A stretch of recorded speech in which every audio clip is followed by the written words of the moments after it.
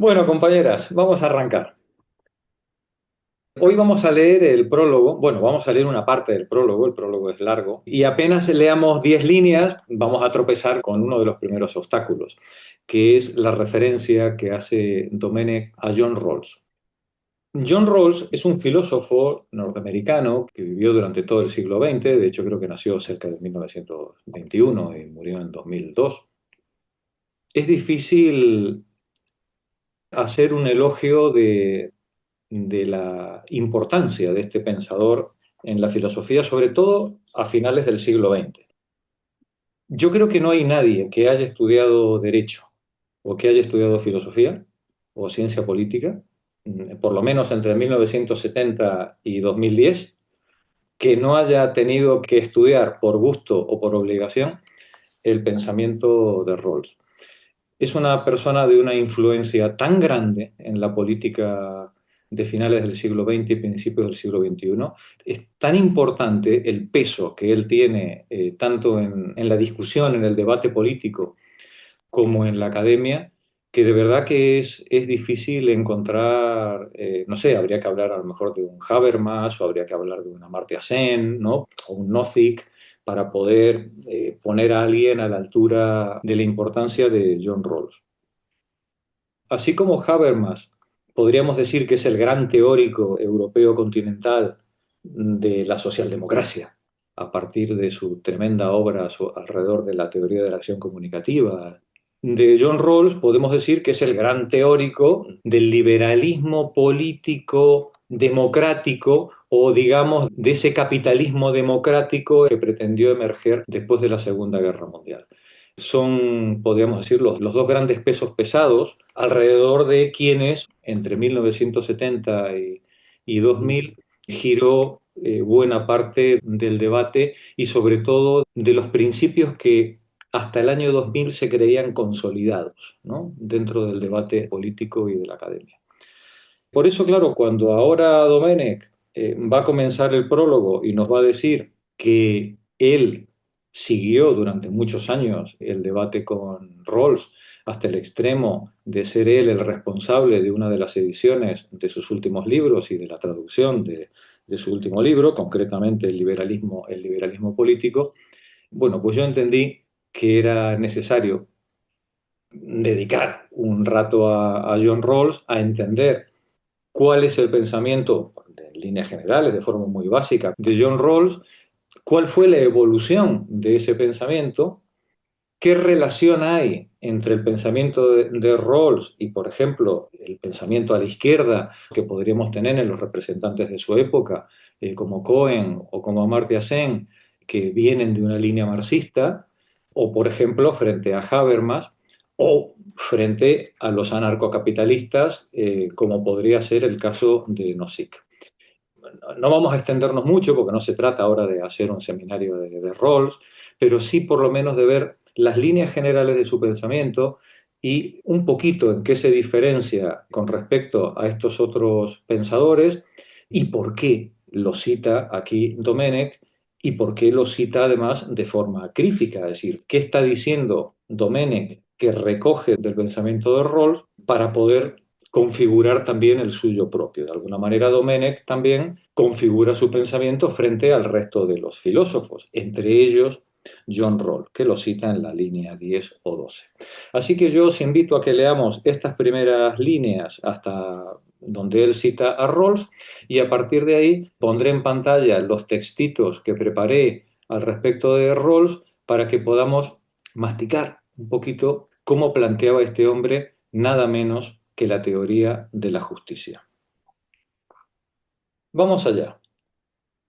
Adela, por favor. Prólogo. Todos los libros son resultado directo o indirecto de alguna insatisfacción de su autor. Este lo es indirectamente de una que yo tengo con el modo en que suele hacerse ahora filosofía política. Mi proyecto inicial era una investigación propiamente normativa sobre la fraternidad, el tercer valor olvidado o eclipsado del republicanismo democrático contemporáneo. Pero no podía dejar de hacer una exploración más o menos prolongada que, a modo de prolegómeno, situara el problema de la fraternidad en su contexto histórico. Detente un momentito. Nos dice el autor, Todos los libros son resultado de alguna insatisfacción, dice. Este lo es indirectamente de una que yo tengo con el modo en que suele hacerse ahora la filosofía política. Mi proyecto inicial, dice el autor, era una investigación propiamente normativa de la fraternidad. ¿Qué quiere decir? Una investigación acerca de cómo debía ser, cómo debe entenderse, cuál es el deber ser de esa fraternidad. ¿A qué se opone normativo? Digamos, normativo se opone a empírico. Yo puedo hacer una investigación normativa con respecto a cómo debe ser algo y puedo hacer una investigación empírica que lo que me va a mostrar es cómo debe ser frente a cómo es. Y en ese cómo es, además, no solamente es importante el cómo es, sino que si estamos en nuestra tradición marxista, es cómo hemos llegado hasta aquí, cuál ha sido la génesis y la evolución histórica de ese pensamiento hasta nuestro momento actual. Por tanto, él dice, mi proyecto inicial era una investigación propiamente normativa sobre la fraternidad, qué debe entenderse por fraternidad, el tercer valor olvidado o eclipsado del republicanismo democrático contemporáneo. Pero no podía dejar de hacer una exploración más o menos prolongada que a modo de prolegómeno situara el problema de la fraternidad en su contexto histórico. Continúa, Adela. La excursión histórica fue creciendo y madurando hasta convertirse con los años en un material adulto, revelado contra su condición de mero prolegómeno. Parte de ese crecido material es lo que ha acabado convirtiéndose en el presente libro. Él empezó creyendo que iba a ser una teoría de la fraternidad y junto con esa teoría, o digamos, o al lado de esa teoría de la fraternidad, acabó construyendo una historia de la fraternidad que es de lo que va la mayor parte del texto. Continúa. Una de las cosas que más me estimuló a ir dilatando la excursión histórica fue tal vez la evolución intelectual de John Rawls, de quien me he ocupado tanto en los últimos años que hasta he llegado a traducir al castellano la obra en que presentó su nueva posición.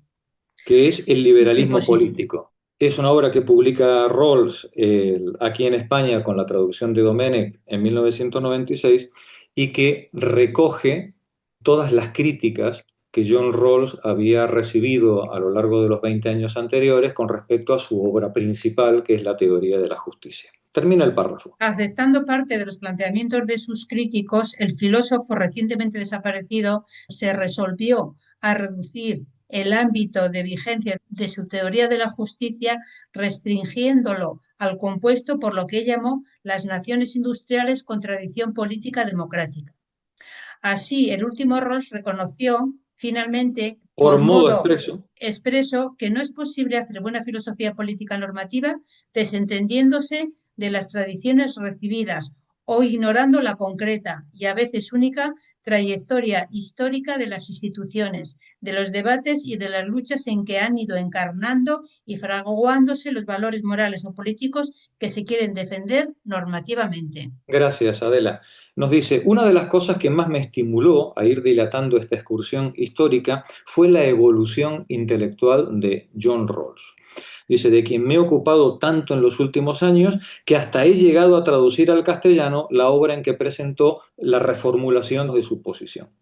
Aceptando parte de los planteamientos de sus críticos, aquí también veis parte de la grandeza intelectual de John Rawls, ¿no? Es decir, no es una persona a la que le resbala la crítica que recibe tanto por la izquierda como por la derecha, sino que aceptando parte de la crítica que recibe de sus críticos, el filósofo recientemente desaparecido, quiero recordar que en 2002 murió, se resolvió a reducir el ámbito de vigencia de su teoría de la justicia, restringiéndolo al compuesto por lo que él llamó las naciones industriales con tradición político-democrática.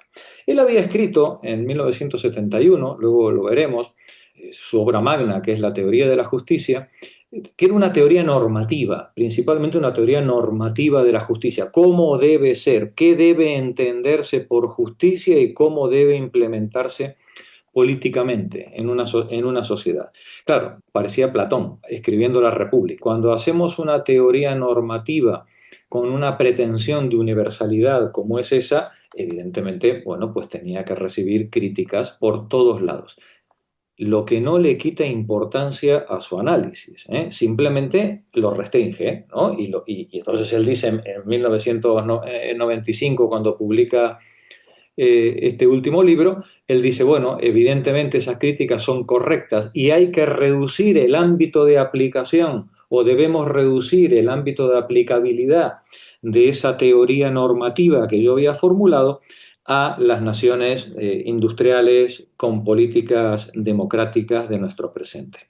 Así, dice Domenech, el último Rawls reconocía finalmente por modo expreso que no es posible hacer buena filosofía política normativa, no es posible hablar de cómo deben ser las cosas desentendiéndonos de las tradiciones recibidas o ignorando la trayectoria histórica de las instituciones, los debates y las luchas en que se han ido encarnando y fraguando los valores morales o políticos que se quieren defender normativamente. Es decir, que todo deber ser que queramos plantearnos al final está siempre situado en un contexto histórico, político, económico determinado. Y dice Rawls, mi teoría de la justicia hoy, en 1995, bueno, pues aspiro a que sea de aplicabilidad a las naciones industriales del capitalismo democrático contemporáneo. Luego veremos que inclusive con este tipo de matizaciones, el pobre recibió numerosas críticas, las sigue recibiendo, y que su pensamiento, claro, pues cada vez está más acotado. Pero insisto, ya veréis cuando veamos el esquema que inclusive con toda esa acotación que queramos hacerle a su marco teórico, sigue siendo un pensamiento muy rico y muy a tener en cuenta cuando queremos plantear cualquier hipótesis de convivencia cívica o democrática. Es decir, por mucho que lo queramos acotar, igual que el pensamiento de Habermas, el pensamiento de Rawls, bueno, pues sigue teniendo elementos muy dignos, al menos de tener en cuenta, al menos de tener en cuenta. No hace falta estar de acuerdo en todo para prestar atención a las grandes cabezas que han pensado antes de nosotros. Voy a compartir pantalla con vosotras el esquemita que preparamos sobre Rawls y vamos a ir desgranándolo a ver si nos podemos hacer una idea general, aunque sea superficial, pero relativamente fundada, respecto de cómo planteaba este hombre su teoría normativa de la justicia y qué debilidades o defectos podía presentar. Teoría de la justicia. Las cuatro obras principales de él son las últimas, la teoría de la justicia de 1971, el liberalismo político, que es esta reformulación de su esquema normativo, el derecho de gentes, una revisión de la idea de razón pública, y por último, una reformulación de la justicia como equidad. Abraham, si tienes el micro, comienza tú la lectura, por favor. Introducción, ¿cuál es el problema de la justicia? John Rawls comienza su obra con una afirmación contundente. La justicia es la primera virtud de las instituciones sociales, como la verdad lo es de los sistemas de pensamiento, por lo que cualquier ley o institución, sin importar lo eficiente que sea, debe ser reformada o abolida si es injusta. Fijaos el planteamiento que él hace casi desde la primera página, ¿no? En teoría de la justicia. La justicia es la primera virtud de las instituciones sociales como la verdad lo es de los sistemas de pensamiento. Aquí ya veis cómo resuena Platón detrás, ¿no? La justicia como virtud arquitectónica o el mismísimo Kant, ¿no? Es decir, Rawls está llevando adelante toda una tradición filosófica con respecto al concepto de ¿qué es la justicia como elemento estructural, como virtud arquitectónica que permite configurar las relaciones sociales? La justicia es la primera virtud de las instituciones sociales. Por lo tanto, cualquier ley o institución, sin importar lo eficiente que sea, debe ser reformada o abolida si es injusta. Continúa, Abraham. El objetivo de Rawls es encontrar los principios que deben gobernar una sociedad justa. Él concibe la sociedad como una empresa cooperativa para el beneficio mutuo. Por un lado, todos tenemos un interés común en cooperar, ya que ello nos permite tener una vida mejor de la que tendríamos si cada uno viviera solo de sus propios esfuerzos. Por otro lado, existe un conflicto de intereses, ya que cada persona puede preferir tener una porción mayor de los beneficios generados por esa cooperación. La justicia, entonces, será el conjunto de principios necesarios que permitan asignar derechos y deberes y definir la distribución adecuada de los beneficios y la carga de la vida en sociedad. Nos dice, la justicia, por tanto, será el conjunto de principios. Fijaos que él no va a hablar de contenido material, ¿no? Estamos siempre en el ámbito de lo formal. El conjunto de principios que permitan asignar luego derechos y deberes y definir la distribución adecuada, la carga de trabajo y el reparto de riqueza que se va a dar en esa vida en comunidad, en esa vida social. Termina la página, Abraham. En ese sentido, para Rawls, el objeto primario de la justicia no son las acciones individuales, sino la estructura básica de la sociedad, es decir, principales instituciones sociales, su constitución política y legislación y las disposiciones económicas y sociales más importantes. Esta estructura es fundamental porque sus efectos son profundos y están presentes desde el principio, determinando la perspectiva de vida de las personas según la posición en la que nacen. Es a estas desigualdades, a menudo inevitables, a las que los principios de la justicia social deben aplicarse. Para descubrir los principios que deberían regir esta estructura básica, Rolf invita a realizar un experimento mental. Gracias, Abraham. Nos dice, esta estructura, comprender esta estructura y diseñarla correctamente es fundamental porque sus efectos, los efectos de la estructura, están presentes desde el principio y afectan a todas las personas según la posición en la que nacen. Es la estructura social la que decide de qué punto vamos a arrancar cada uno de nosotros. Por eso es fundamental comprender bien esta estructura, nos dirá Rawls, y diseñarla correctamente para que el resultado en la vida de las personas permita que la vida en comunidad se rija por principios equitativos. ¿Cuáles son los principios que deberían regir esta estructura básica?, nos dice Rawls. Él dice, vamos a hacer un experimento mental. Magdalena, por favor, sigue tú. La posición original o el velo de la ignorancia. Para encontrar principios de justicia que no estén sesgados por los intereses particulares de nadie, Rawls actualiza la idea tradicional del contrato social, planteando un escenario hipotético que él llama la posición original. Se trata de una situación inicial de igualdad puramente hipotética en la que imaginamos a personas libres y racionales que se reúnen para elegir en un acto conjunto los principios que definirán los términos fundamentales de su asociación. Esto no es que las personas se reúnan con un velo en los ojos. Estamos imaginando una situación hipotética en la que seres humanos libres y racionales van a elegir con qué principios vamos a organizar la sociedad.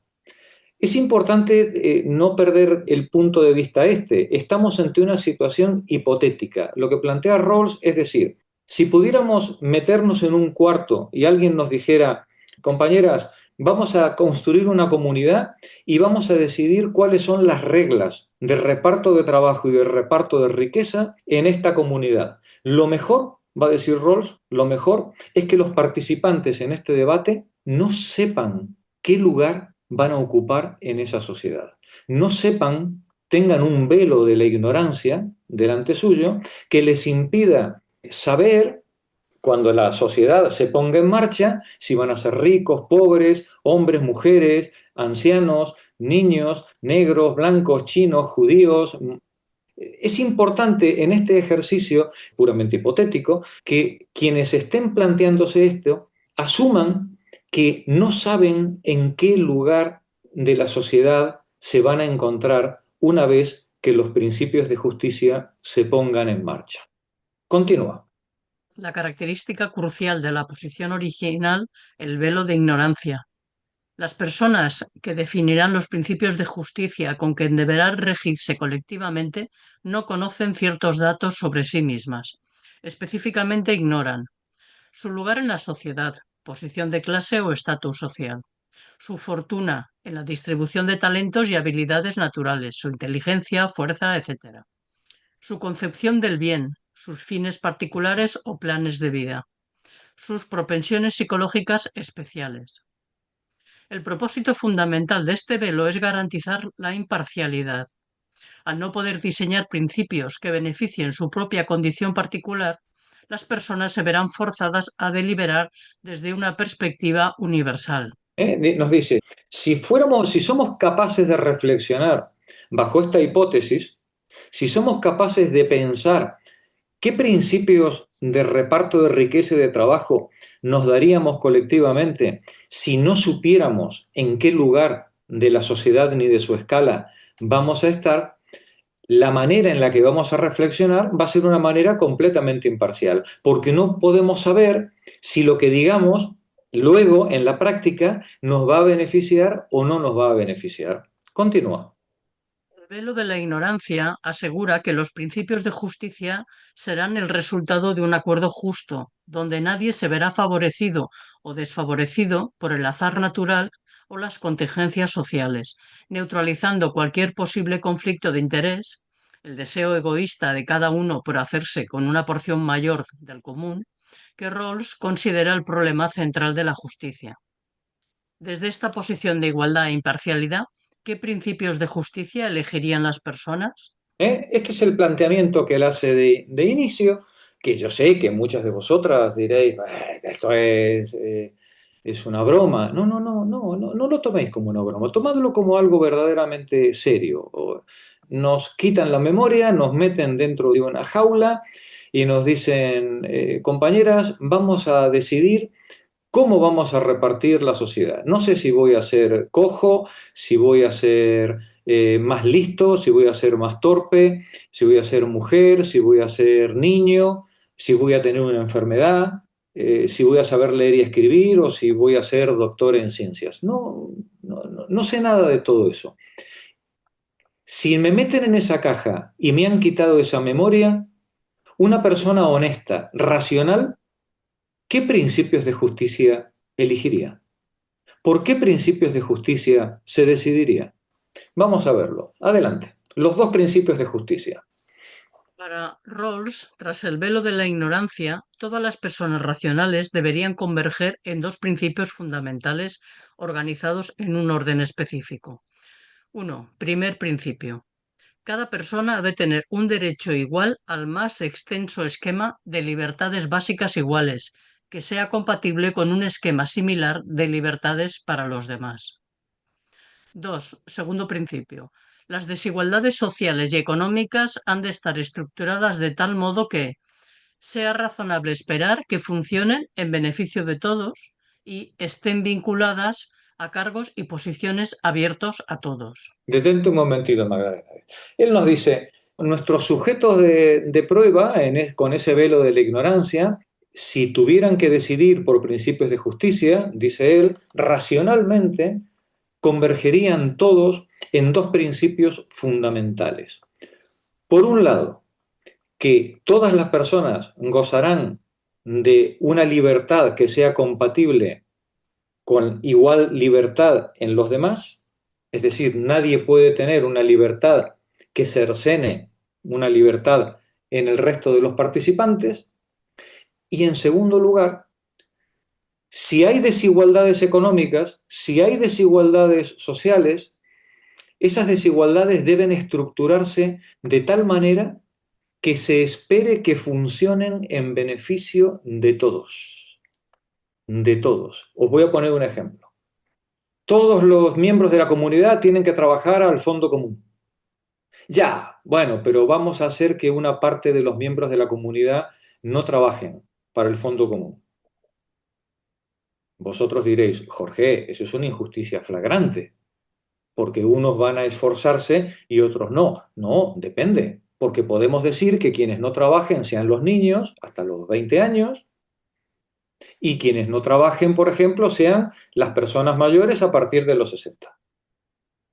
Y como ese beneficio es un beneficio que nos va a beneficiar a todos y además no está vinculado a una parte de la comunidad, sino que está abierto a posiciones que pueden beneficiar a todos, respetamos ese principio de justicia. Es decir, libertades iguales que sean compatibles con las libertades de todos los demás y, en segundo, desigualdades que estén estructuradas de tal modo que siempre beneficien a todos, y luego lo veremos, y si es posible, que beneficien de forma más positiva a los menos favorecidos de la sociedad. Vamos a ver cómo analiza Rawls o cómo despliega Rawls el argumento alrededor de estos dos principios. El primer principio, el de la igualdad de libertades básicas. Gracias, Magdalena. Sara, por favor, continúa tú. Análisis del primer principio. Análisis del primer principio. Iguales libertades básicas. Este principio garantiza un sistema de libertades fundamentales que debe ser igual para todos los ciudadanos. Libertad política, el derecho a votar y a ocupar cargos públicos, libertad de expresión y de reunión, libertad de conciencia y de pensamiento, libertad personal, que incluye la protección contra la opresión psicológica, la agresión física y la integridad personal, derecho a la propiedad personal, no así a los medios de producción ni recursos naturales, espacio seguro y medios para realizar su plan de vida, base material que garantiza la independencia personal y la libertad del ciudadano en una democracia de propietarios. Protección frente al arresto y a la detención arbitrarios.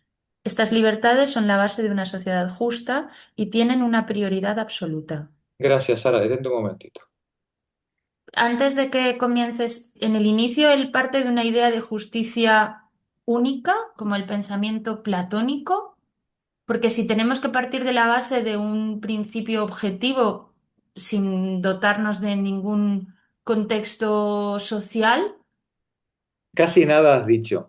Efectivamente, la crítica que se le va a hacer a Rawls a partir de 1971 hasta que él escribe El liberalismo político, en el que él reformula esta cuestión, es que esta idea que él plantea como universal, bueno, pues va a ser un universalismo reducido a las sociedades democráticas capitalistas liberales de finales del siglo XX. Porque efectivamente el contexto político y la tradición histórica, religiosa y política de cada comunidad, hombre, pues tiene mucho que decir con respecto a cómo se entiende esos principios básicos fundamentales. Ya veremos a lo largo de este textito que os he preparado cómo esto que tú has planteado va a ir adquiriendo respuesta, ¿no? en todo esto. Por eso preguntaba si él parte de esa base desnudando todo lo que puede suponer un contexto social. Él cree que si aplicamos el velo de la ignorancia, cualquier ser humano en cualquier condición, en cualquier momento de la historia, elegiría esos valores. Vale. Él cree que eso es así y lo cree en 1971. Ya veréis que en 1996, pues él matiza bastante la cosa. No obstante, vamos a analizar ahora estos valores porque ya veréis que tampoco son para despreciar. Vamos a ver, está claro que están históricamente situados, pero no deja de ser lo que aspiramos la mayoría de los seres humanos de las tradiciones, desde la liberal a la socialista, ¿eh? Vamos a ver cómo se matiza esto, ¿vale? Perdón, una pregunta. Cuando él habla del velo de la ignorancia es como una especie de hipótesis y de posición teórica de obligarnos a colocar en el lugar menos favorecido de todos. Quiero decir, Eso es, el claro, problema de la justicia es que al final quien la imparte, quien legisla, se hace tradicionalmente desde posiciones de privilegios. así Este, es. este ejercicio de no sabes como legislador o como proponente de la justicia si vas a ser el último pringao, el niño, el desarrapado, a ver, la cosa cambia. A mí me parece súper potente el Es que, planteamiento. claro, claro, claro. Por eso insisto en que, no me acuerdo quién decía, dice, bueno, vamos a ver la crítica de Rawls. Bueno, pero antes de la crítica, primero tendremos que saber lo que Rawls dice. Y luego, después de entender bien lo que Rawls dice, luego veremos si lo criticamos y cómo lo criticamos, ¿no? Pero lo Ok. primero es entender lo que él está Pero diciendo. la pregunta que yo me hacía es, él no está diciendo que no sea importante el contexto. No, el que yo he entendido es que nos Entiendo que liberemos de ese contexto. No que nos pongamos en la posición del más desfavorecido, sino que nos liberemos del contexto. Es que tú te liberes de todo tu contexto para poder elegir, en principio, él piensa o cree, según lo que ha comentado Jorge, Ujú. que si nos liberáramos de todo el contexto y no nos dotáramos de lo que tenemos alrededor, elegiríamos esto. Eso es. Por eso él cree que podemos, digamos, aspirar a una universalidad. Cualquier persona que pueda hacer epogé, que pueda aislarse de su contexto, elegiría, si fuera un ser racional y honesto, principios de este tipo. Una pregunta, pero no sería no el contexto, sino la subjetividad, porque el contexto es para todos, pero el sujeto, cada uno son los que somos diferentes. Entonces tenemos que Muy bien, olvidarnos de nosotros, de qué bárbaro. nuestra situación, no del contexto. Lo que acabas de hacer es una crítica psicologista. Y es muy pertinente porque es otra de las críticas que le hicieron a Rawls. Decirle, oye, que lo que tú estás planteando, eso desde una perspectiva psicológica puede verse muy diferente a otra. Es decir, no solamente el contexto en el que estás, sino inclusive la personalidad del sujeto. Es decir, hay una serie de elementos que pueden afectar severamente a esta construcción que creemos que va a ser universal y a ver si va a resultar que es de lo más particular. Habrá personas que tengan ciertas características psicológicas que les empujen a unos principios por delante de otros. Por ejemplo, podría ocurrir que los seres humanos no solamente estemos troquelados por nuestra historia personal y por el contexto en el que estamos, sino que además estemos troquelados por cierta configuración psicológica que podría hacer no universal los resultados, digamos, de este ejercicio. Rawls quiere plantear esta universalidad y esta universalidad, como bien veis, bueno, pues tiene serios problemas ya de arranque y eso que apenas hemos leído página y media. Comparto pantalla otra vez. Dice, iguales libertades básicas. Todo ser racional, honesto, dice Rawls, elegiría un catálogo de libertades básicas. Libertad política. El derecho para ser ciudadano pasivo y ciudadano activo, nos dirían los revolucionarios franceses. El derecho a ser cargo electo y a elegir, a votar y a ocupar cargos públicos. Libertad de expresión y de reunión. Faltaría más. ¿Cómo no voy a elegir si estoy con el velo puesto en los ojos sin saber en qué lugar de la comunidad voy a estar? Si voy a ser de las comunidades oprimidas o de la comunidad gobernante. Hombre, lo menos que voy a pedir es libertad de expresión y libertad de poderme reunir y hacer sindicación con mis iguales o con quienes piensen como yo. Libertad de conciencia y de pensamiento. Yo qué sé si voy a ser musulmán, ateo, cura o monja. Libertad de conciencia y de pensamiento. Libertad personal, que incluye la protección contra la opresión psicológica, física y la integridad personal. Si yo no sé si voy a ser de los torturadores o de los torturados, yo quiero que mi libertad personal esté garantizada. Claro, Ahí decía antes Adela, dice, ya, pero es que si soy perversillo, es que a lo mejor me va, es que a lo mejor me gusta. Bueno, ya, sí, efectivamente, es una crítica. Podría haber alguna cuestión psicológica que me afectara en esta determinación, pero en general ya vemos hasta ahora que es bastante sensato, ¿no? Desde el punto de vista de lo que uno elegiría si uno no supiera en qué lugar de la comunidad voy a estar. Y por último, el derecho a la propiedad personal. Y aquí, por favor, vosotras ya habéis hecho unos cuantos seminarios. ¿Sabéis de qué estamos hablando cuando hablamos de propiedad personal? Estamos hablando de la libre disposición de los elementos básicos que permiten mi ejercicio de la vida y mi ejercicio de la ciudadanía. Aquí yo no estoy hablando de los medios de producción, ni estoy hablando del acaparamiento de los recursos naturales. Estoy hablando, nos dice él, de un espacio seguro, tener la vivienda, la comida, el acceso a la información, el poder desplazarme, el poder criar a la familia, poder relacionarme con mis iguales, el espacio seguro y los medios materiales suficientes como para poder realizar mi plan de vida. Un plan de vida que ya hemos visto que tiene que ser compatible con los planes de vida de los demás. Es decir, cuando hablamos del derecho a la propiedad personal, nos va a decir Rawls, estamos hablando de la base material que garantiza la independencia personal. Esto lo podría haber dicho Robespierre o lo podría haber dicho Aristóteles. Sin esa base material que garantiza la independencia personal y la libertad del ciudadano, no puede haber política entre iguales. Es imposible. Y él va a decir, esta es la base material que garantiza la independencia personal y la libertad del ciudadano en una democracia, va a decir él, de propietarios. En una democracia en la que los ciudadanos, las ciudadanas, cuentan con el espacio seguro y los medios suficientes para poder ejercer su ciudadanía. Es decir, ninguna de vosotras, básicamente. Jorge, Dime, Henry.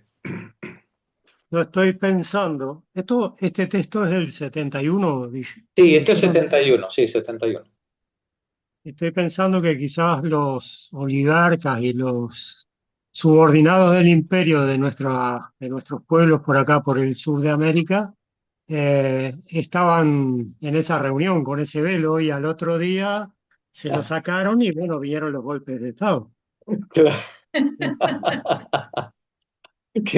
Qué mala baba, de verdad, Henry, ¿eh?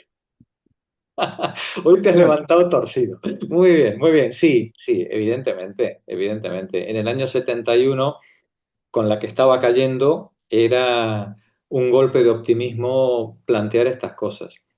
Pero, compañeras, no nos olvidemos de una cosa. El mundo en el que vivimos es el mundo que es, ¿vale? No podemos olvidarnos, no podemos imaginarnos que vivimos en un mundo de ficción o hacer política para un mundo de ficción. Estemos en la derecha, estemos en el centro o estemos en la izquierda, cualquier pensamiento político que no sea una charla de bar tiene que arrancar de las condiciones materiales existentes, de lo que hay. Porque si no, estamos en el ámbito de la utopía. Lo que ha distinguido al socialismo científico, entre comillas, de lo que hablaba Marx, ¿no? Del utópico, es precisamente la aspiración a comprender las condiciones materiales del mundo en que vivimos para ver sus posibilidades, los mecanismos que tenemos para poder transformarlo y sobre esa base material plantearnos los futuros posibles. Sabiendo que para llegar al futuro ideal que queremos tendremos que transitar por muchos tiempos imperfectos en los que, bueno, pues si lo hacemos bien, nos iremos aproximando a la realidad material de nuestro mundo, a esa estrella que vamos persiguiendo y que algunos, bueno, pues pueden llamar socialismo, comunismo o lo que quieras. Pero no vas a llegar al comunismo o al socialismo solo porque digas, vamos, ahora, mañana vamos a hacer la sociedad comunista. Es que así no va a funcionar, ¿eh? porque toda la gente que tienes a tu alrededor está lastrada, está troquelada por el mundo anterior. Por tanto, el camino que tú plantees políticamente tendrá que considerar no solamente las mimbres que tienes contigo, sino además qué camino vamos a seguir para con esas mimbres, que no son otras, llegar a donde queremos llegar. Claro, lo que está planteando Rawls es otra cosa. Él está planteando un ideal de justicia que sirva como una estrella que oriente la política práctica. Es decir, bueno, vamos a ver si cuando legislemos, a partir de ahora, en una sociedad democrática, podemos legislar haciendo el esfuerzo por considerar estos principios de justicia, de manera que poco a poco podamos ir acercándonos a ese objetivo que nos hemos planteado. Rawls no es un socialista, ¿eh? Rawls, como mucho, podríamos considerar que es un socialdemócrata, como mucho.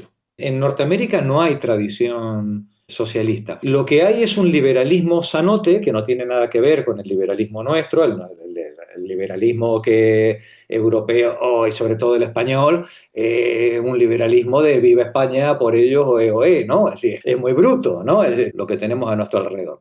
En cambio, el liberalismo británico o el norteamericano es un liberalismo más ingenuo, que enraiza más en la ilustración.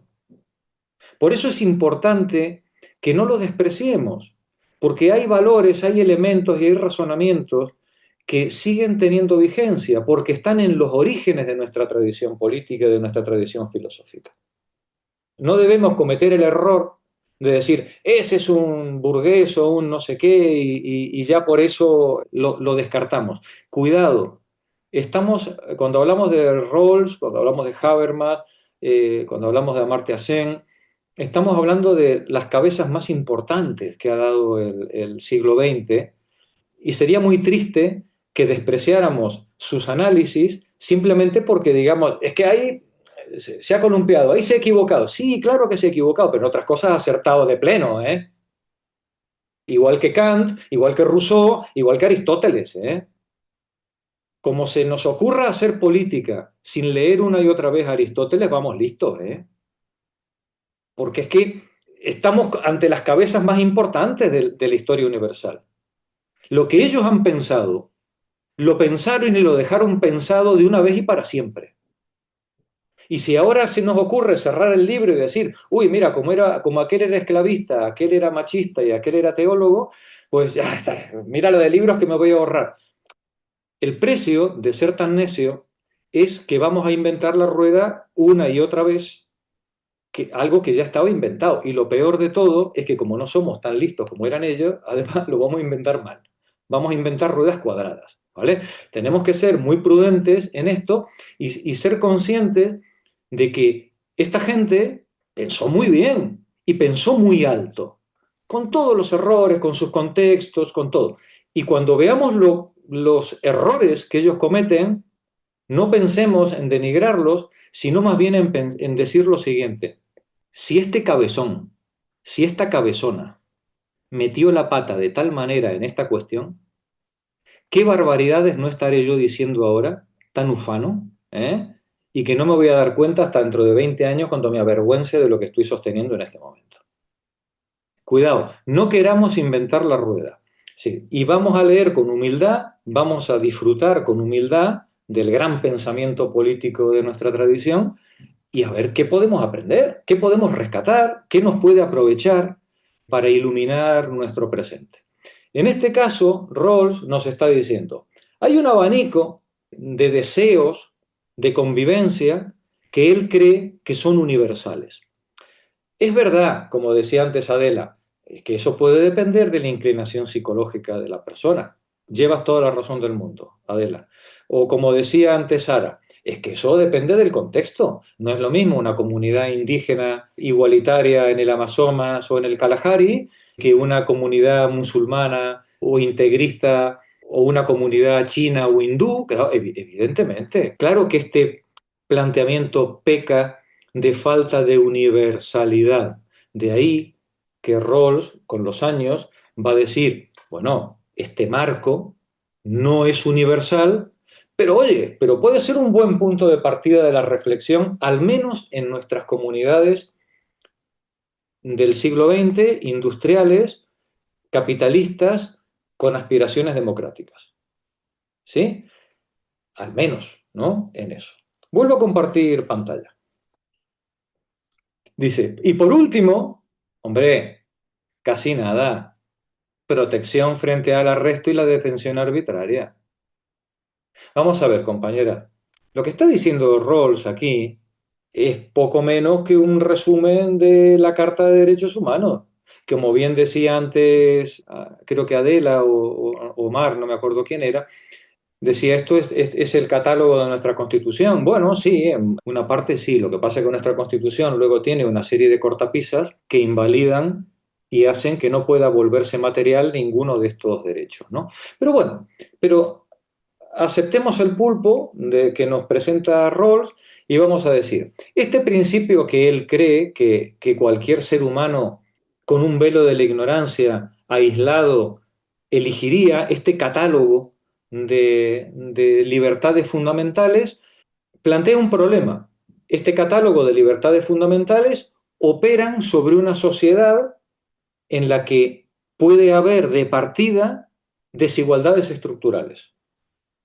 Entonces, claro, si cuando yo aplique este catálogo de libertades me encuentro con que hay gente que está sometida a la esclavitud o hay un patriarcado primitivo o resulta que a los niños se los explota en el trabajo fabril o estamos ante una teocracia totalitaria, pues hombre, este catálogo de libertades pues lo tiene muy difícil para funcionar. Efectivamente, el entorno, el contexto puede condicionar fuertemente el funcionamiento de este catálogo. Pero nos va a decir él, este catálogo es una aspiración básica de cualquier ser humano racional en cualquier contexto. Limitemos la palabra contexto, si queréis, a países industrializados, democráticos de finales del siglo XX. Segundo principio, si resulta que este catálogo de libertades lo quiero aplicar a una sociedad existente en la que ya arrancamos con desigualdades, necesito un segundo principio que me permita gestionar esas desigualdades de manera que ese catálogo pueda tener realidad material. Para que ese catálogo pueda salir adelante, para que los seres humanos puedan tener derecho a votar, puedan tener libertad de expresión, puedan tener libertad de conciencia y de pensamiento, para que puedan tener salvaguarda contra la opresión psicológica, física, tienen que tener un derecho a la propiedad personal que no se va a materializar si yo no gestiono correctamente las desigualdades que se presenten en la sociedad. Porque inclusive habrá desigualdades que no tengan un origen político. Por ejemplo, una persona con una minusvalía intelectual o física. Decía antes, un niño o un anciano. Habrá desigualdades que hagan que las personas, aunque yo les ponga el mismo catálogo de libertades, no las puedan ejercer porque no tienen los recursos materiales ni acceso a esos recursos para poder ejercer ese catálogo. Por tanto, nos va a decir él, junto con ese, tenemos que gestionar las desigualdades de acuerdo a ese segundo principio. Vamos a leerlo. Adelante, Sara. Análisis del segundo principio, la gestión de las desigualdades. Según este principio no se exige una igualdad total, que no es realista, sino que se regulen las desigualdades de modo que sean justas, dando paso a una igualdad democrática. Las desigualdades solo son aceptables si fomentan la igualdad de oportunidades y en la medida en que benefician a los más desfavorecidos. Justa igualdad de oportunidades. Contra la mera igualdad formal, utilitarista o liberal, que ignora las contingencias sociales por las que cada persona está situada en lugares de partida muy diferentes, este principio exige de la sociedad medidas activas para que quienes componen la comunidad gocen de oportunidades de vida similares, sin importar la clase social en que nacieron, mitigando así la influencia de la fortuna y de la lotería natural. El principio de diferencia, pero ¿cómo asegurar que las desigualdades son, según A, para el beneficio de todos? digamos, vamos a aceptar que haya desigualdades en la comunidad. Ahora, ¿cómo garantizar que esas desigualdades van a ir efectivamente en beneficio de todos? Adelante. El principio de diferencia exige que las desigualdades sociales y económicas solo se justifican si producen el mayor beneficio posible para los miembros menos aventajados de la sociedad, por lo que no se debe permitir mejorar la suerte de los más afortunados a menos que ello redunde también en ventaja de los más desfavorecidos. En una sociedad justa, las desigualdades sociales y económicas deben organizarse para maximizar los beneficios de los miembros menos aventajados. No me digáis que el tema no está planteado con una gran razonabilidad. Nos dice, tenemos que gestionar la desigualdad existente o inclusive la desigualdad futura que planteemos. Toda legislación que nos planteemos tiene que estructurarse de tal manera que si hay desigualdades o si vamos a provocar desigualdades, siempre sean en beneficio de los más desafortunados. ¿Podemos beneficiar a los más afortunados? Sí, pero siempre que además de beneficiar a los más afortunados, encuentren un beneficio como mínimo proporcional los menos afortunados. Este fue el paradigma de partida de las democracias capitalistas después de la Segunda Guerra Mundial hasta 1960. Vamos a incrementar productividad a condición de que esa productividad se traduzca en mejores salarios, en mejor nivel de vida, en escuelas, en seguros de pensiones, ¿no? Sí, y toda productividad siempre tenía que traducirse en una mejora de las condiciones de vida. Claro, como decía antes Henry, hasta 1971, ¿no? A partir de ahí, la oligarquía dijo, che, ya, esto estamos repartiendo demasiado, ¿no? Sí, y empezaron a meter recorte y a degradar las condiciones de vida de todas las clases trabajadoras. Es que hilando con eso, segundo principio es absolutamente torticero respecto de su hipótesis. Tú no puedes Grande. estar desnudándote para tener un concepto de justicia Claro, sin nada que te lo rodee en tu pensamiento y luego decir que la igualdad total no es realista. Y claro. hablar de que te necesitas un principio de igualdad, justa igualdad de oportunidades y mayor beneficio en cuestiones de desigualdades sociales y económicas. Efectivamente, aquí se le ve a Rawls el plumero social bien pensante, está claro, bien, está bien, claro. Como decía la película aquella de Hollywood de Nadie es perfecto, ¿no? Y claro, pero se le decía a Jack Lemmon cuando ya le decía, es que soy un hombre. O sea, no, Claro, o claro. sea, Bueno, pues admitiendo lo propio. Aquí no está admitiendo lo propio, aquí obviamente. se le ve al pobre John, se le ve el plumerito social bien pensante. Claro, es que él no es anticapitalista. Él parte de una sociedad liberal, burguesa, con capitalismo democrático, en el que hay unas desigualdades realistas, ¿no? Si, él diría, es que no es realista plantearte que no hay desigualdades, ¿no? Sí. Y de lo que se trata es de ver, bueno, cómo vamos, con qué principios de justicia vamos a organizar la legislación para que esas desigualdades no solamente se reduzcan, sino que se reduzcan en beneficio de todos. Porque una sociedad capitalista, además, es una sociedad expansiva, es una sociedad en crecimiento continuo. Por tanto, cuando este crecimiento se produzca, cuando la acumulación de capital avance, ¿cómo vamos a repartir las mieles de este avance?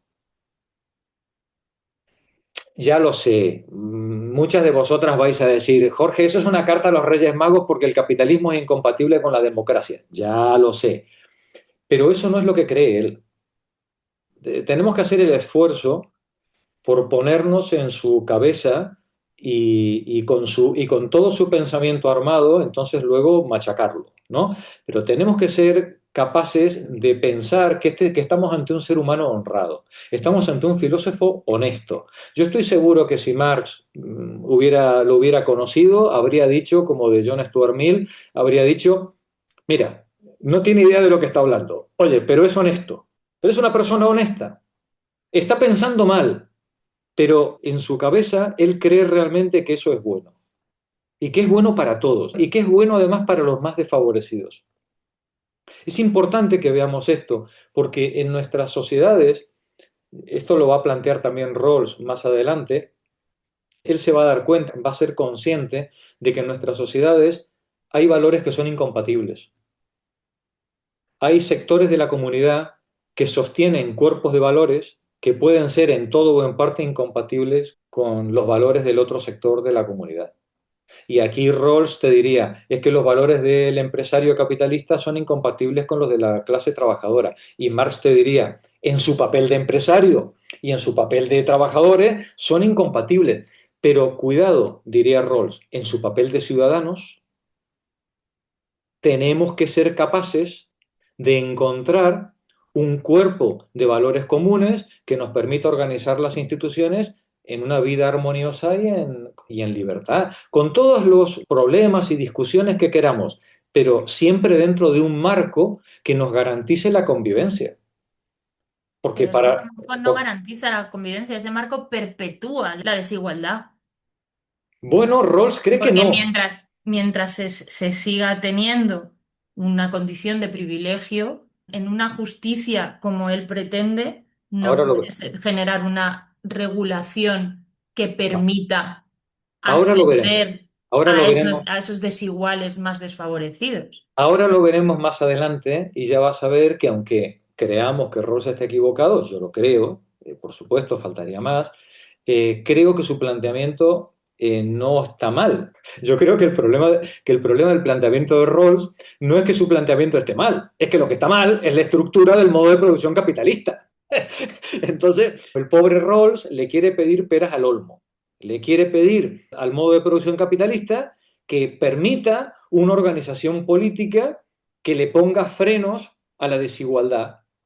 Claro, esto Amartya Sen o Cohen van a decir, oye, es que eso no puede ocurrir, como tú estás diciendo, porque es intrínseco al modo de producción capitalista la existencia de desigualdades. Sin desigualdades no habría clase trabajadora explotable. Pero esto, Rawls, que es un social bien pensante, no lo ve. Y si lo ve, y vais a ver que al final de su vida lo ve, esta es la grandeza de... Esto es lo que me gustaría que vierais, ¿no? Que catarais, cuando estamos ante un gran filósofo y no a un mero parlanchín, a un mero psicofante del poder político y económico.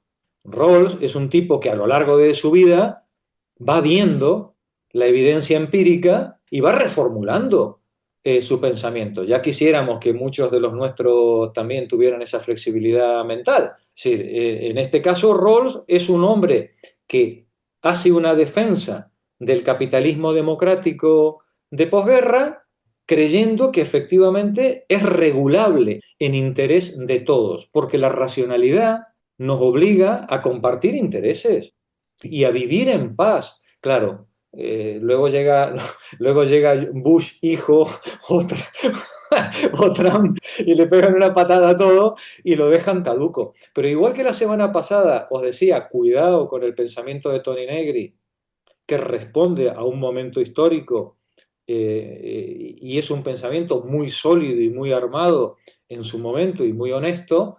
Luego ya os pasaré un artículo de él que se llama justamente Imperio 20 años después. En el caso de Rawls, él a lo largo de los años, cuando llega a justicia como equidad, él se da cuenta que estos principios de justicia, él dice, pues yo no sé si serán aplicables a un capitalismo democrático o a un socialismo, pero cualquiera de los dos los tiene que tener en cuenta. Vamos a seguir con la lectura. Vamos allá. La regla de prioridad. Las libertades son intocables, orden social o lexical. El primer principio tiene prioridad absoluta sobre el segundo. Las libertades básicas no pueden ser sacrificadas, negociadas o restringidas a cambio de mayores ventajas sociales o económicas. Las libertades solo pueden ser limitadas si entran en conflicto con otras libertades básicas. Aquí al pobre Rawls no solamente se le ve el ramalazo liberal, sino que, porque claro, esto así dicho así suena muy bestia, ¿no? Dirían, pero entonces no podemos beneficiar a los niños si entran en conflicto con las libertades básicas. No, no está diciendo eso. Él está diciendo que si hay un grupo social que está siendo especialmente desfavorecido, o creemos que está siendo especialmente desfavorecido, no podemos establecer una desigualdad positiva para ellos al precio de sacrificar cualquiera de los elementos de este catálogo de libertad personal. Porque en el momento en el que sacrifiquemos ese catálogo, nos hemos llevado por delante lo más elemental de una sociedad democrática, que es el derecho a la deliberación entre iguales. Entonces, ahora podría salir un anarcocapitalista y decirnos, entonces, si es así, si no puedo establecer ninguna desigualdad sin llevarme por delante aquello, no va a haber progreso, porque los capitalistas necesitan acumulación de riqueza. Y Rawls les diría, si esa acumulación de riqueza va en contra del catálogo de libertades, no quiero la acumulación de riqueza. Es incompatible con la organización democrática. Es decir, que Rawls no solamente está poniendo cortapisas a la desigualdad por un lado, sino que también la está poniendo por el otro. Luego la veremos. Justicia como equidad. Esto lo leo yo. Justicia como equidad versus utilitarismo. Rawls busca elaborar una teoría de la justicia que sea una alternativa viable al utilitarismo que ha dominado en nuestra tradición filosófica. Él ahora, en 1971, no está discutiendo con el socialismo. Él ahora, en 1971, está discutiendo con la tradición utilitarista liberal, o con los liberales de Mamporro, de su época, ¿no? Y contra esa tradición es con la que él plantea los principios de justicia. Dice, ¿cuáles son los objetivos principales de una tradición y de la otra? Para Rawls, el objetivo principal es proteger los derechos y libertades inviolables de cada persona, entre los que están el derecho a unos medios materiales que le permitan una vida digna en sociedad, como ciudadanos. Para el utilitarismo no. Para el utilitarismo liberal, el objetivo es maximizar el balance neto de satisfacción, aunque sea al precio de sacrificar la libertad o el bienestar de las minorías. Rawls esto no lo va a admitir. Segundo elemento, el trato a las personas, el trato a los sujetos. Para Rawls, cada individuo es un fin en sí mismo. No me valen las lecturas generalistas diciendo, bueno, pero he beneficiado a la comunidad en su conjunto se ha beneficiado aunque sea al precio de que las mujeres estén bajo la pata del varón, o que la comunidad indígena esté bajo la pata de los blancos. No, no, no. Eso le vale a los utilitaristas que miran por la suma de los deseos de todos como si fuera la comunidad entera un solo sujeto. Entonces dice, si he mejorado el número macroeconómico, oye, pues bien para todos. Y Rawls va a decir, no, no, bien para todos no. El número macroeconómico no me sirve si yo no atiendo a cada uno de los sujetos individuales. Justificación de la desigualdad. Para Rawls, las desigualdades que se admitan o que se propongan solo son justas si son capaces de beneficiar al máximo a los menos desfavorecidos de la comunidad. Para un utilitarista, de ninguna manera. Una desigualdad es justa si aumenta la suma total de la felicidad, aunque esté repartido entre que uno lo tiene todo y los demás no tienen nada. La suma total de la comunidad, dice, incluso si esto implica una pérdida para una minoría. Y por último, la prioridad. Los principios de justicia establecen límites a lo que puede considerarse una concepción válida del bien. ¿Qué es lo que entiende por bien los seres humanos? Y ahí entran muchos componentes psicológicos y muchos componentes culturales y tradicionales. Para Rawls no vale cualquier idea de bien si va en contra de ese catálogo de libertades fundamentales.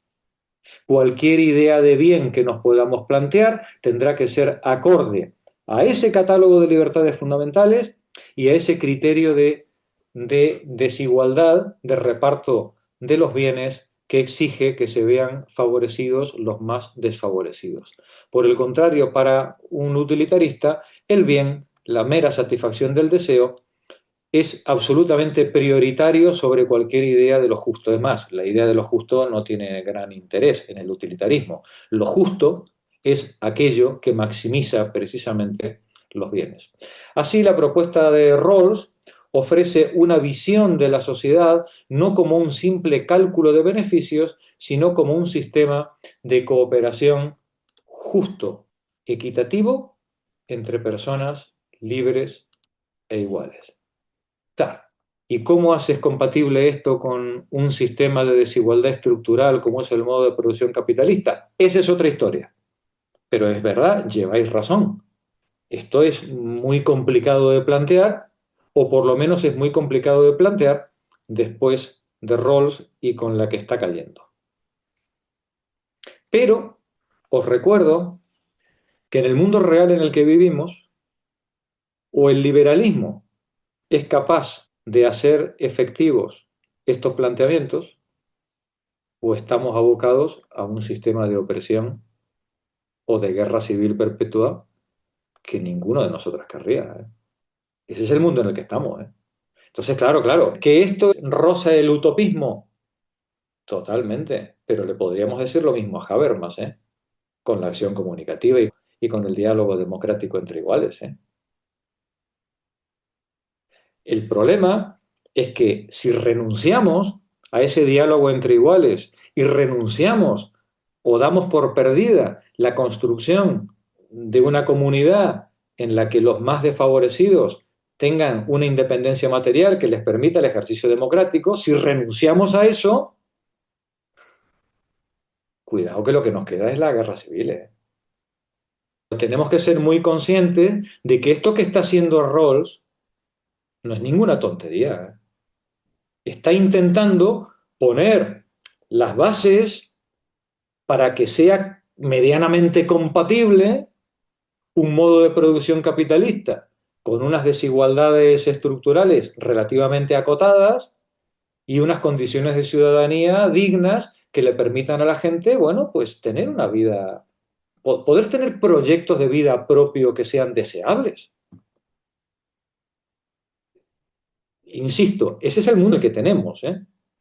Y es más, y si queremos ir a otro mundo, a ese otro mundo podemos ir por dos caminos.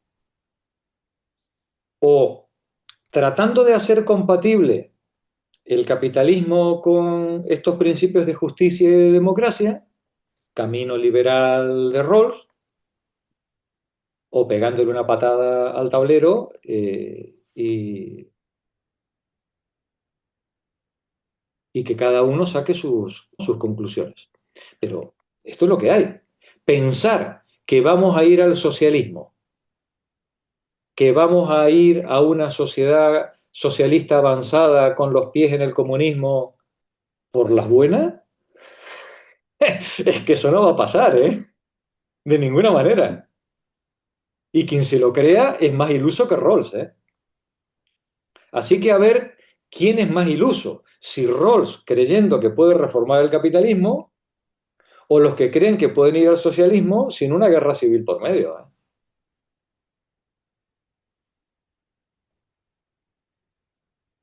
Sigamos con el texto.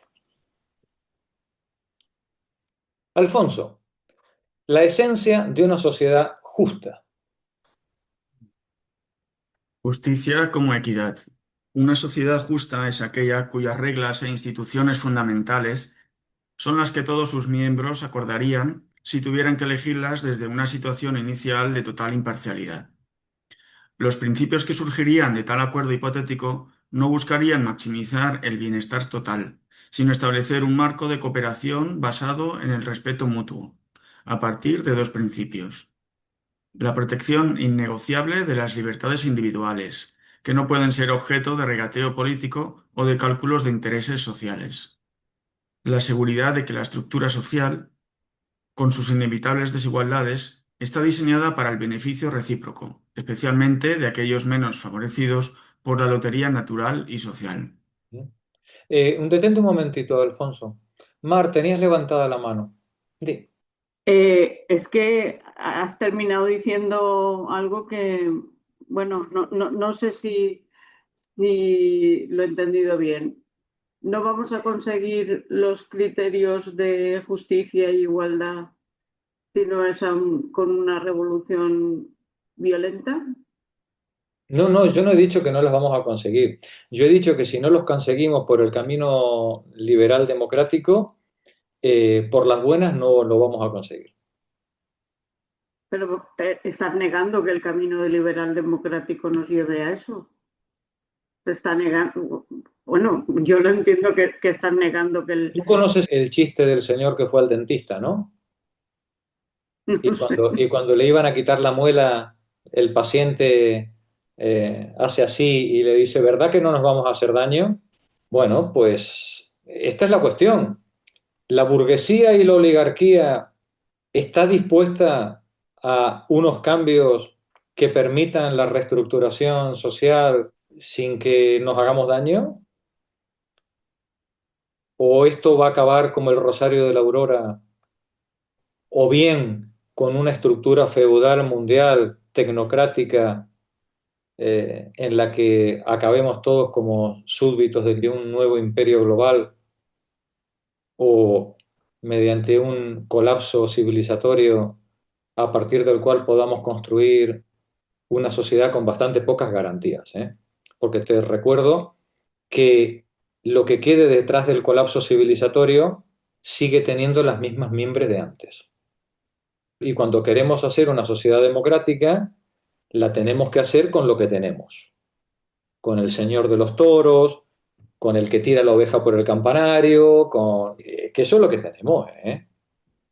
Ya, pero es que entonces toda la pequeña lucha que podamos hacer no sirve de nada. No, yo no he dicho eso, yo no he dicho eso.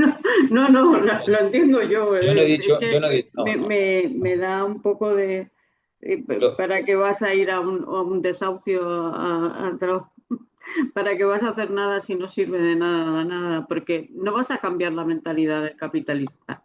Siempre vas a tener que tener una lucha obligándole al capitalista a cambiar su forma de pensar o por claro. lo menos restringiendo su movimiento. Es que, Es que esto es ¿para qué voy a luchar yo bueno, hoy? pues la respuesta te la da Marx en el Capital. Si al final esto va de poder, y es lo que creo que ha quedado medianamente manifiesto en los últimos años, a derechos iguales gana la fuerza. Así que, si tú quieres cambiar el mundo, Mar, más nos vale ser capaces de construir un contrapoder que nos permita hacer frente a los poderes de la oligarquía. Desde luego, como no lo vamos a conseguir, es mediante la disgregación humana y política en la que hemos quedado sumidos en las últimas décadas. Así, desde luego, no va a ser. Pero también te digo que el capitalismo, la oligarquía, no utilizaría tanta violencia como la que usa si creyera que lo tiene todo fácil, ¿eh?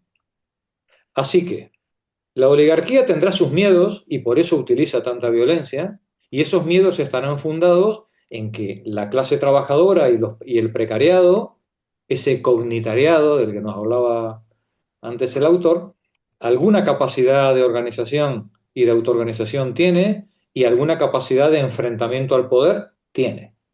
Y como decía Arturo la semana pasada, que la cosa viene mal, sí, pues una lagrimita y a correr, ¿eh? Pero hay que seguir, ¿eh? Porque es que si no, es entregarte desarmado ante el opresor. Nunca, jamás una libertad fue concedida, nunca. Las libertades, los derechos, se pelean y se ganan. Y eso, Mar, lo que quería yo transmitir es que no será sin lucha. Ahora bien, esa lucha puede darse en el ámbito de las democracias liberales, dentro del marco que la democracia liberal permita, y entonces te pondrán la ley Mordaza y te saldrán los agentes de la policía y los grupos de inteligencia, te machacarán, es lo que hay. Ese puede ser en el ámbito de la democracia o, si eso ha colapsado, en el ámbito de la insurrección o de la guerra civil. Pero en cualquier caso, esto no se hace sin autoorganización, sin comunidad y desde luego sin lucha. Claro, ante derechos iguales gana la fuerza. Así que de lagrimitas ninguna, Mar. Lo que tenemos que hacer es ponernos las pilas y leer a esta gente. Porque este es el argumentario liberal. Tenemos que ser capaces de entender qué es lo que ellos piensan, los que son honestos, evidentemente. No estamos hablando del Marco Rubio ni de ninguno de estos animales, ¿no? Es decir, estamos hablando de la gente honesta que también la hay, aunque esté equivocada. Este es su argumentario. Pues bien, entendamos que una buena parte de este argumentario es útil para nosotros en este proceso de toma de fuerza y de autoorganización. Es útil. Hay elementos que podemos rescatar de su argumentario para utilizar contra ellos. Claro. ¿Vale, Mar?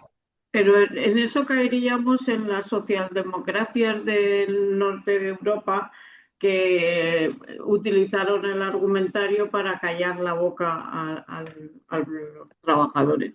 Claro. Bueno, sí, ese es un peligro. Es un peligro, efectivamente. Un peligro es, digamos, acabar haciendo el juego a un sistema de desigualdades que además, como en el norte de Europa, se pudo hacer gracias a la externalización de la explotación, ¿no? Es decir, darle mayor nivel de vida a su gente a cambio de explotar de forma asimétrica a los países de su entorno. Bien, eso es un peligro, pero bueno, Mar, que lo hayamos hecho mal una vez, no tenemos por qué repetir experiencias. Aprendamos de nuestros opositores y aprendamos de nuestros errores. Porque desde luego, como no va a funcionar, es repitiendo lo mismo que hicimos mal durante los siglos anteriores. Así no hay nada que hacer. ¿Sí? José Antón, disculpa que tenías la mano levantada. Sí, bueno, yo lo que veo, llegados a este punto, es que si la opción clásica, digamos, de la toma del poder frente a la resistencia, que es obvia, que se manifiesta constantemente, que se daría en una situación crítica, si esa opción no tiene mimbres, no tiene capacidad, y es obvio que no la tiene, es decir, no estamos en esa fase y en ese contexto. Claro, parece que la única opción entonces es apoyar una opción como la de Rawls, en el sentido que es lo que algunos podrían denominar una reforma democrática social desde dentro, a sabiendas que eso puede ser una cortina de humo, en fin, todo lo que acabáis de plantear con las sociales democracias del norte de Europa, etcétera, etcétera. Lo que quiero decir es que nos plantea un dilema complicado, ¿no? Porque vemos la falta de recursos, digamos, para afrontar una toma del poder más clásica, y por otro lado, vemos los peligros que tiene blanquear de alguna manera o hacer creer a la gente que es posible la reforma del capitalismo desde dentro. Tal cual. Yo me figuro que entre medias seguramente saldrán y hablaremos de más cosas. Por ejemplo, yo estaba pensando, si la ciudadanía en su amplia mayoría asumiera el catálogo que plantea Rawls, entraríamos en lo que se ha dado en llamar en algunos contextos, sobre todo latinoamericanos, en una vía al socialismo.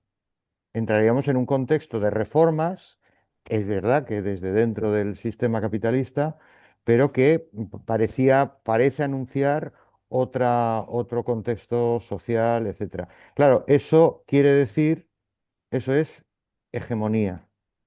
Eso es lo de Gramsci, ¿no? Eso Claro, es, y lo que José, plantea es que le tienes que convencer, que tienes que conseguir un cuerpo social que apoye un cambio, quizá no de toma del poder, pero sí que un cambio que asegure, por un lado, el catálogo de libertades y que el sistema no castiga y no discrimina de forma tan brutal como lo hace habitualmente a los más desfavorecidos, ¿no? Claro. Este es el problema de la reforma o revolución. Pero esto se lo planteó Rosa Luxemburgo en los años 20, ¿no? Decía, claro, y ya dio ella la respuesta. No es que reforma o revolución, es que son las dos cosas. Yo no puedo caminar hacia la revolución si no hago unas reformas que me den la base material mínima que me permita poner en marcha la revolución. Si no, ¿con quién la voy a hacer? Si no tengo la masa crítica, la base social con quien poder hacerlo. Henry, tenías levantada la mano. Lo que este hombre proponía está muy por encima de los progresismos que estamos viendo ahora. Claro, claro, Es revolucionario. claro. Y yo quería redondear, yo tengo la percepción, por lo que uno ve, que hay globalmente, en la totalidad, un proceso de transición. ¿Hacia dónde? Bueno, dependerá de nosotros. Muy bien. Pero yo creo que estamos en un proceso transicional, me parece. Sí. Dependerá de nosotros, pero recordad, compañeros, que el otro equipo también juega, ¿eh? Claro, ¿Vale? Que teniendo no en se nos cuenta olvide, eso. Claro. Arturo. Sí, yo nomás les quería comentar. Ahorita lo que acaba de comentar Henry, hace unos años estuvo muy de moda aquí, no sé si allá con ustedes también, decían que no estábamos en una época de cambio, sino un cambio de época. Estuvo, pero de moda hasta el cansancio, lo repitieron. Y lo otro que me llama la atención ahorita de que decían de Rosa Luxemburgo y este reformismo que este hombre está haciendo, o sea, porque este Raúl se está tratando de arreglar el capital, que yo creo que es algo que también debemos de hacer, pero al arreglar el capital le extendemos la vida. Entonces, que es una contradicción, es una paradoja. O sea, ¿cómo luchar para construir una alternativa al sistema y al mismo tiempo tomar el poder que va a administrar el sistema, ¿no? Administra el sistema, le extiende la vida y además nos adormece la lucha, ¿no? Sí.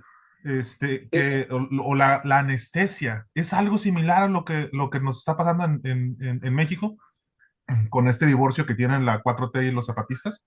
Yo creo que los dos lo están viendo mal, tanto los zapatistas como la 4T. O sea, deberían de verse las limitaciones de la lucha antisistémica, las limitaciones materiales y históricas de la lucha antisistémica con las limitaciones teóricas de la otra. Y lo otro, que hablan de Rosa Luxemburgo, me llama mucho la atención. Cuando ganaron la Revolución Cubana, el Che se juntó con Armando Jardávalos para hacer una lista de personas a quien leer y entre ellos pusieron a Rosa Luxemburgo. Y a mí me llamó la atención porque pues, yo soy posterior, ¿verdad? Pero ahí decía que la izquierda no la había leído mucho, pero la derecha la había asesinado. Y decía el Che, por algo fue, ¿no? Y luego también yo siento como que la medida de éxito o de peligrosidad de una transformación, de una revolución, de un movimiento, la debemos de medir en función de la reacción, ¿no? Y bueno, eso era todo. Muy bien, muy bien, muy bien. Magdalena. En todos los análisis nunca hay que olvidarse de la crisis medioambiental. Este mundo no es el mismo y no medioambiental no es cambio climático solo, son muchas más cosas, energía, materiales. En todos los análisis tiene que estar esto. Lo vamos a dejar. Ya hemos avanzado mucho y ya son casi las 9 menos 5. La semana que viene seguimos aquí por donde nos quedamos. Pero bueno, por lo menos yo creo que os habréis dado cuenta de lo importante que era tener esta discusión y de lo importante que era de la mano de Rawls, bueno, poder entrar a discutir estas cuestiones que ya veis que no son nada sencillas. Sí, Jorge, solo quería acotar algo. Me llamaba un poco la atención cuando tú hacías más o menos la comparación entre el liberalismo en Europa, el liberalismo en Norteamérica, en Inglaterra y por supuesto, digamos, un poco la postura crítica de Rawls, ¿no? Sin embargo, bueno, hay otros autores que, bueno, pues le dan duro, ¿no? Al liberalismo norteamericano, el propio Samuel Huntington, Jeffrey Sachs y muchos otros críticos del liberalismo.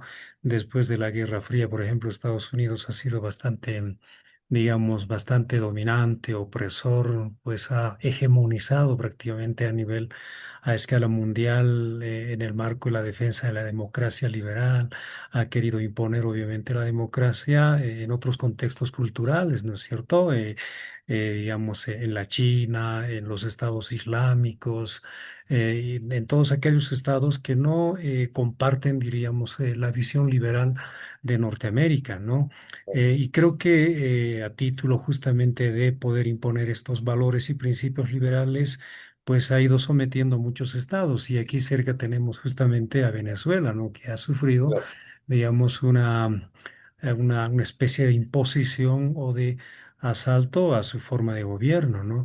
No todos los estados están de acuerdo justamente con el liberalismo democrático de Estados Unidos, y no sé si ahí de pronto somos un poco muy radicales. Aquí por este lado, por ejemplo, nosotros en Bolivia o tal vez muchos estados latinoamericanos, pues como que de pronto son contestatarios, diríamos, al liberalismo americano, ¿no? ¿Por qué? Porque no deja de pronto emerger, digamos, una nueva forma de gobierno mucho más, digamos, en la misma línea de Karl Marx, y por supuesto en la línea del socialismo, ¿no? Pero bueno, ahí estamos, es una forma, digamos, de liberalismo que en verdad oprime, somete a muchos estados, ¿no? Solamente como comentario. Así es, así es. Es más, Norteamérica ha utilizado lo ha utilizado como ideología de opresión, como ideología de conquista e imperialista, efectivamente. Bueno, compañeras, gracias por Buenas acompañarme. noches. Gracias. Nos vemos la semana que viene. Bona Buenas nit. Buenas noches. noches.